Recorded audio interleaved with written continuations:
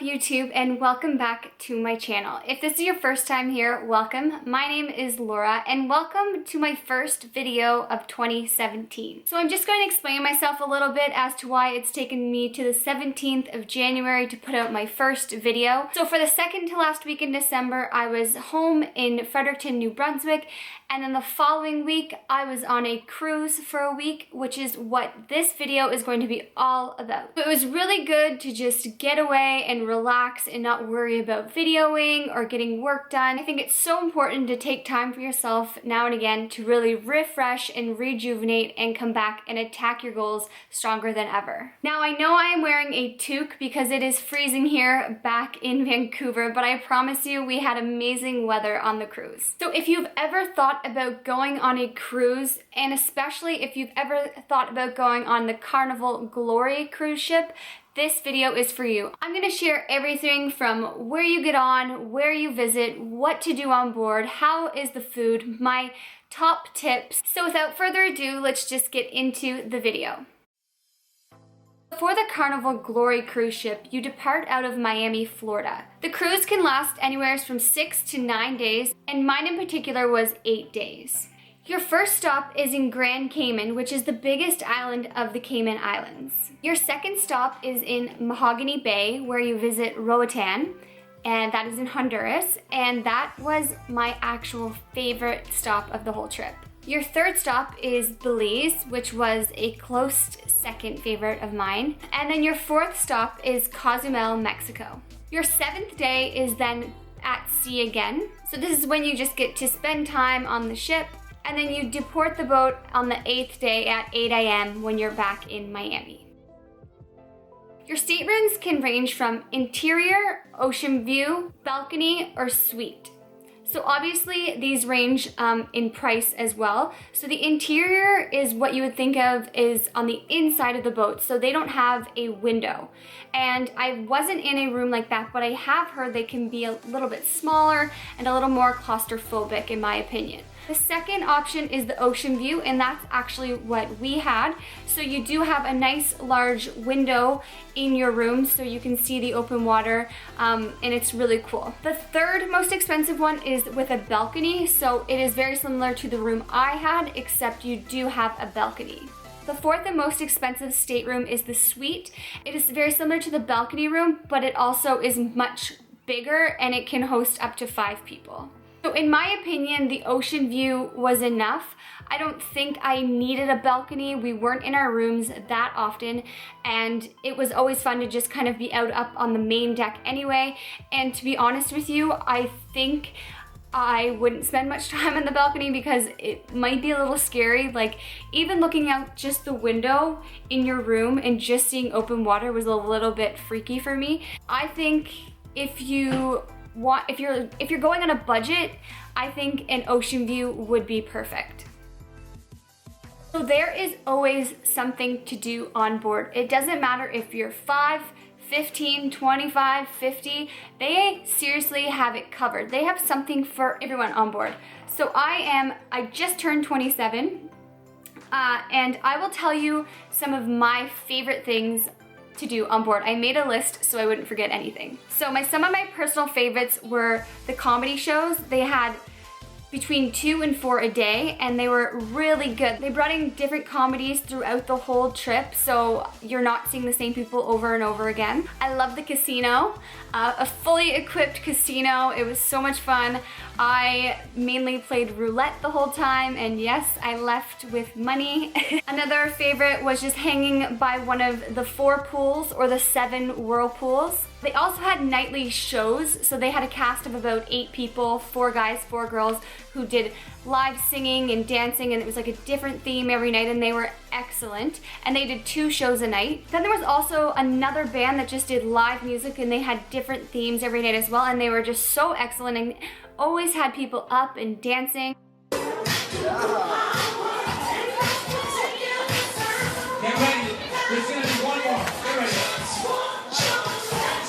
I also loved the deck party. So we boarded the ship on New Year's Eve, so on December 31st. And the first night we got on, they had this massive New Year's Eve party. Everyone was on the deck of the boat and they had free champagne and like ice carvings and a DJ. It was probably the best New Year's Eve party I've ever been to. And right in the middle of it, the host of the whole cruise ship, like the, I don't know what you call him, kind of like the event coordinator, he arranged a proposal, and this guy proposed in front of like the 3,000 people on the ship. It was insane. The hosts and all the people looking after your rooms and with entertainment, they're all just so good. Like, they're always so high energy, and if you need anything at all, they're always there for you. I kind of got sidetracked there. The gym was so nice and so busy. I went to the gym January 1st and it was packed with people, and it kind of dwindled as the week went on, but the gym was so nice and the spa there was so nice as well. They also had personal training classes and like group fitness classes if you wanted to do that as well. Check here. They had bingo. Bingo, you do have to buy in, so you could buy like 1 card or 4 cards or 6 cards. It was fun. I only played it once and I was 1 square away from winning. The winning that I almost won was $200, but the biggest prize, bingo prize, was $5,000. This is American as well. There was a piano bar. He wasn't my favorite, but it was cool. You could sit right around this baby grand piano right up close, and you could request songs and he would play them and people were singing along. There was dive-in movies, so on the top deck, you could lay by the pool. They had a big movie playing on the big screen with the surround sound, and they gave out free popcorn, and they played 2 movies a night. They usually played one for children more earlier and then like a more adult movie later. My 2 favorite bars, they had a tequila bar and a rum bar. It also had shopping and a duty-free. Another cool area, if you don't like to hang around kids, they have a place that's called the Serenity area, and it's only for 21 plus people. So they had like 2 hot tubs and cool little like huts that you could lay in and hammocks, and it was more quiet and like a little more romantic if you wanted to do something like that one night.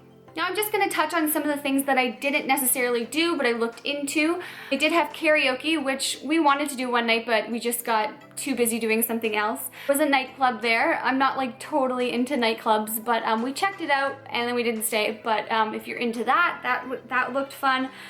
There was a mini golf course, like mini putt, on the top level too, so you're outside doing that. That looked cool. I don't know why we didn't do that.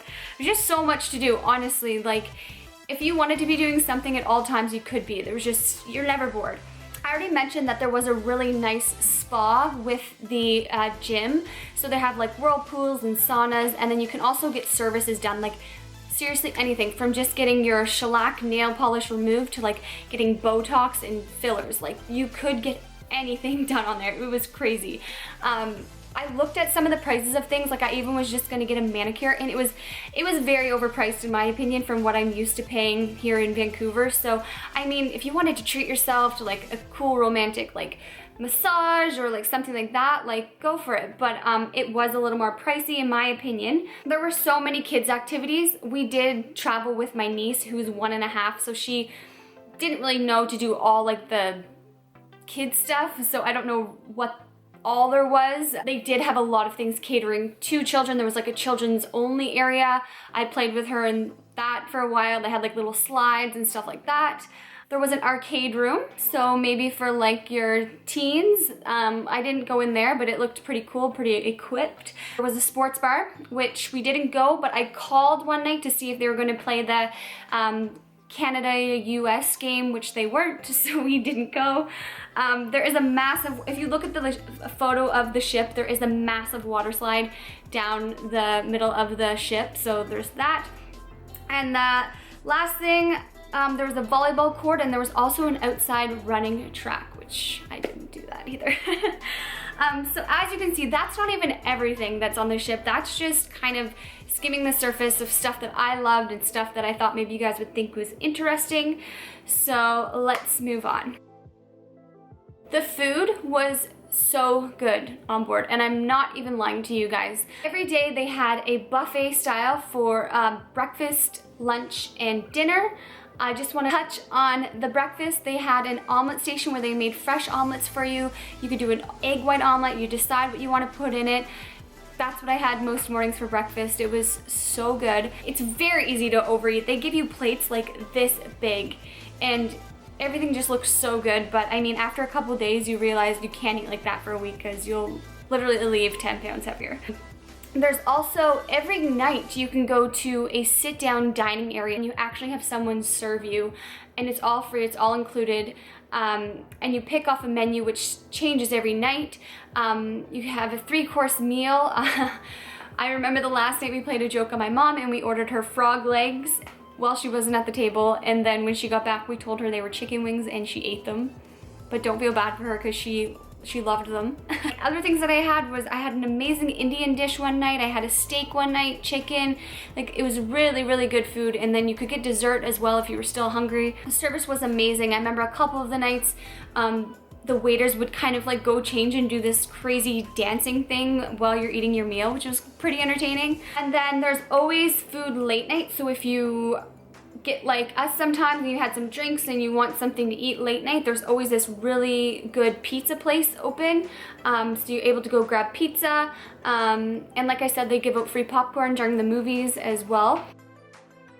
I'm just gonna share a couple of tips from my personal experience. The first one is, like I said, we traveled in December, so if you're worried about the weather being bad to get to Miami or wherever you're deporting from, make sure you're there 24 hours before the cruise is set to take off, because you don't want to get caught up with delays or, you know, weather things that are setting you back, because if you're not there when the ship is going to leave, they're not going to hold up 3,000 people for your party to get on. Tip number 2 is that the Carnival Glory had, and I think most of the Carnival cruise ships have this, and it is, they have a phone app. It's called Carnival Hub, and you just download it. So helpful. Every time you could go on and just look, see what was going on at the moment. You could make your whole schedule for the day if you didn't want to miss something.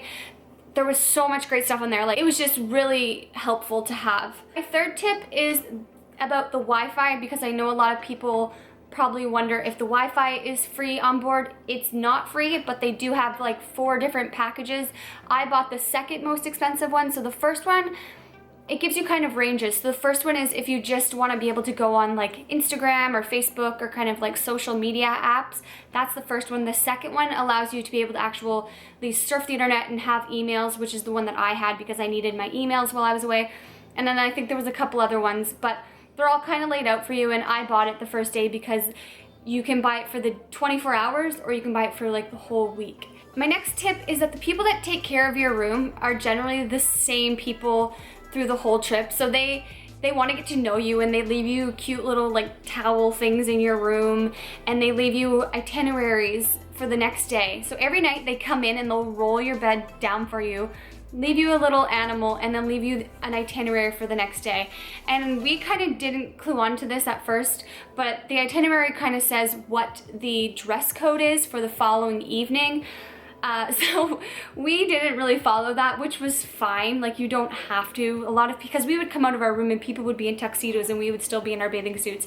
But it didn't matter that much. Like, don't stress out too much about what you're wearing, because everyone kind of is doing their own things. But if you do want to fit in with kind of what everyone's doing, they give you kind of the dress code, and then they'll give you the itinerary for the next day. Like when you're porting, when you need to be back on the ship, what's going on the ship, all that sort of stuff. So I did a little bit of a scan before filming this video as to how much it's gonna cost you to go on a cruise for the week. So it can range basically from about $350 up to about $1,000. Now this depends on which stateroom you want and what type of year. So I think ours was a little more expensive because we did board on New Year's Eve, so we had the big New Year's Eve party, and there was a lot of, I feel like there was a lot of like extra New Year's Eve stuff going on. So firstly, you need to decide how much you want to spend. Do you want the room with a balcony? Do you want the room with a window? Now I'm just gonna give you a few tips to save money while you're on board. So before you get on, they're gonna give you like, looks like a little credit card, and you can just link your credit card up to it, or you can put money on it. Those are the two options. So I just linked my credit card up to it, which is a little bit dangerous because you basically just have this card and it swipes you everything. It's like your pass for if you want to gamble, if you want to whatever, if you want to go shopping, like it's your ticket for the week. So before boarding, Fraser and I discussed if we were going to buy the liquor package, and we weren't sure, so we actually waited until we got on board and we could look at the drink prices and kind of decide and talk to them and get a better feel for it. So we paid $360 for the week for the liquor package. So this means you could get not unlimited alcoholic drinks, but up to 15, which we didn't consume 15 a day, and then unlimited non-alcoholic. We weighed our pros and cons about buying the liquor package quite a bit, and we decided to go with it, and I'm happy we did. If we went on a cruise again, you could save money by buying the liquor package before you get on. So a few reasons why I liked the liquor package was anytime you went to go get an alcoholic drink, you could get a bottle of water for free. So I loved that. I loved you could get the iced coffees for free. Then a lot of the cocktails, like I wasn't drinking beer so much, so beer would have been the cheapest thing on the menu, which was about $5. But a lot of times I was drinking cocktails, which could range up to about $9. So those would definitely add up over the week, right? Also, they're giving you premium alcohol. I was ordering vodka waters, they were giving me Grey Goose, like without even asking. So, I mean, I think it was worth it. So another big thing that you're probably wondering about is the excursions that I haven't talked about yet. So we did not buy any excursions through the cruise line. They, in my opinion, are pretty overpriced. And I talked to another girl on the cruise who was on her honeymoon, and she said that she bought the excursions a few weeks before she even got on the ship, and they were about half price. So if you really want to do something, you really want to swim with dolphins, swim with stingrays, go zip lining, whatever, research that before you go on the ship, and I guarantee you can probably find a better price than what you'll pay on the ship. And then my final tip to save money, I'm actually terrible at this, but when you do get off in these different places, barter with the people that are selling you the merchandise or selling you excursions or whatever, selling you a taxi ride. My dad and my brother and my boyfriend did all of this for me, so I didn't have to do this, but barter with the people. It's just a thing. So I'm sure if you lowball them a little bit, they'll come back at you. Anyways, you probably know how to barter better than I do, but that will save you some money. Right, to finish off this video, I'm just gonna share what we did in each different place. So like I said, the first place that we got off was Grand Cayman, and we went to the 8 Mile beach. So we basically just got off, and there's a bunch of people there kind of running at you, and I didn't like that, but we found this cool guy, and he offered to take us in his kind of sketchy van and drove us to this amazing beach. It was so cool. So we just set up shop at the beach. They gave us lawn chairs, a couple umbrellas.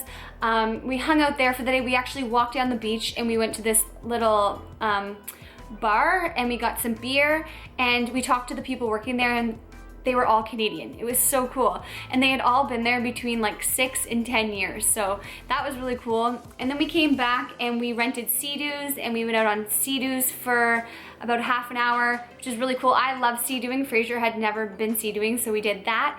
And then we finished the day and we got some authentic Jamaican food. So we got jerk chicken and like rice and peas, and it was really, really good. Our second stop was Roatan, Honduras. Like I said, this one was my favorite. We got off and it kind of felt like you were walking through like a little bit of like a Disneyland. Like you could tell they'd really built it up to look very touristy. But then you got on, we talked to this guy, and he again put us in this van, which this one was much nicer. And then we also got a tour guide with us. So to get to the really nice beaches in Roatan, you have to drive about half an hour, 40 minutes. But at first we were kind of like, oh, what a drag. But it was so cool, so eye-opening just to see how they live there. Like it's very, very different. And the tour guide was explaining everything on our way to this really nice beach. It was just a huge eye-opener. And then when we got there, our tour guide got out and was like carrying all our bags, and we felt really weird about it. We were like, you don't have to do this, but he said, if you guys need anything today, I will help barter and help you get the good prices. And then he set us up on these really nice lawn chairs. Like, obviously he was working for his tip, and we got used to him as the day went on, and he was just amazing. If we needed anything, I had mentioned, someone had commented on one of my Instagram photos saying that a Canadian had opened this hangover hut, and he went and found exactly where it was, and then Fraser and I went and checked it out. So it was really cool. They had like Caesars and poutine and donairs and like all this really Canadian stuff. So we sat there and talked to them for a little bit, and that was cool. And then we came back to the beach because this was probably the nicest beach I've ever been to. So we just hung out on the beach, and some people would come by and try to sell you things, and I bought a couple bracelets, and my dad and my brother bought some cigars. But that one was really beautiful. And then we drove back with him, and he kind of gave us a tour, and we went back a different way. So to me, that was really cool, just to kind of see how they live and how different it is. And it was very eye-opening, and I don't know, I just thought it was really cool. Our next stop was Belize City. Again, we didn't really, like, every time we got off, we were like a really good crew to travel with, because none of us really wanted to do this or wanted to do that. We're all very easygoing, and it just worked. So there was no like fighting about who wanted to do what. But we got off in Belize, and we were just kind of walking around, and they had some cool shops there, very touristy stuff. And then my dad decided to buy us, I guess you could call it a bit of an excursion. So it's called Sit and Sip. So the bicycle is where you're biking, and then you have a bartender in the middle, and he also subbed as a tour guide. So we were just like pedaling, and it was like unlimited drinks, and he was giving us showing us around all the cool spots in Belize City. So that one was like the best of both worlds, my dad said, for me, because we got to learn about the city, I got my exercise, and I also got to have a couple of drinks. So that was really cool.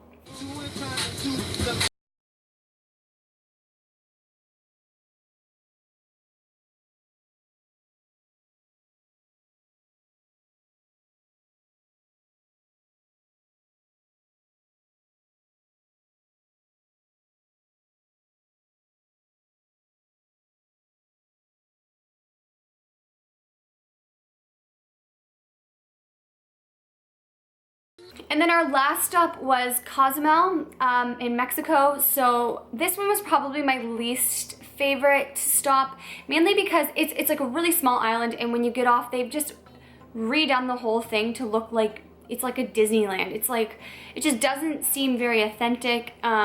Seems very like commercialized, and I just didn't like this one as much. I mean, it was still amazing. Anyways, there as well, we also just went to a really nice beach, and then we sat around, and we had really good Mexican food there, played in the water, went for a walk on the beach.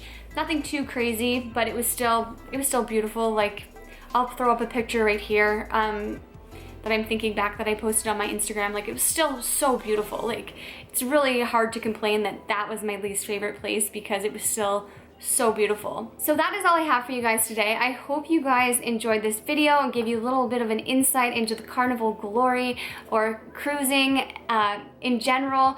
So all in all, I really truly enjoyed my experience on the cruise. Going into it, I wasn't sure if I would like a cruise or not, but I definitely did, and I think I will definitely do a cruise again. So if I know I touched on a lot of things, but if I missed anything at all and you want to know, comment below.